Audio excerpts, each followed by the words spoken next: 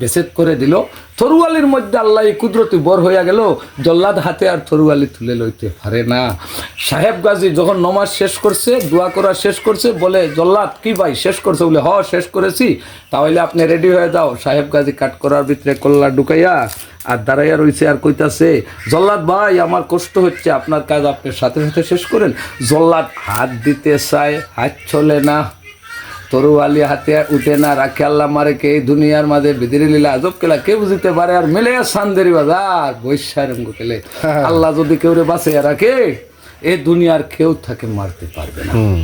আল্লাহ যদি কেউ রে ধ্বংস করতে চায়, কেউ তারে বাঁচাইতে পারবে না। ঠিক আছে, আল্লাহর প্রতি বিশ্বাস রাখতে হবে। যখন বারবার চেষ্টা নেয়, হাত দিয়ে তরুয়ালি ধরতে পারে না, কয় গাজী ভাই আপনার কল্লা তুলেন। বললো ভাই কেন, আপনি কি আমাকে হত্যা করবেন না? বলে না, আমি তোমাকে হত্যা করবে না ভাই, আমি ভুল করেছি, আমাকে তুমি মাফ করে দে। ঠিকই তুমি আল্লাহর ফকির, চলো আমার সাথে যাই তোমার বাবার দরবারে। সাহেব গাজী মনে মনে চিন্তা করে কয় রে জল্লাদ আমারে কি কয়, বিষয়টা তো আর বুঝতে পারে না। কয় সব কিছু তো আমার আল্লাহ, আমার মুর্শিদ আমার সঙ্গে আছে নাকি।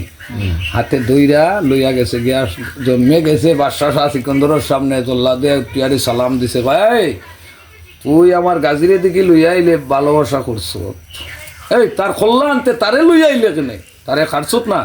কয় আপনি এখনো বুঝেন সাহেব গাজী আল্লাহর ফকির, ঠিকই আমি তারে হত্যা করতে পারছি না। কয় বুঝছি, আমিও তোরে খানে আনে কইয়া দিছিলাম বলি আমার ইয়া ফুকা মারিস না, ওর লাগি মারছত না। ও হুদ গাজী। সাহেব গাজী বলে কি তারে ও বাজি। কয় হুদ, এরপরে রে হুদ তোরে তুলা বয় দেখাইছি বেটা, তোমারে জল্লাদ রে হইয়া দিছি বলে সাইজ আমার 10 কোনা 5 কোনা 1 ফুট, আর আমি দিলাই মনে জল্লাদটাই খাতা লাগি, তা একটু বয় দেখাইলাম।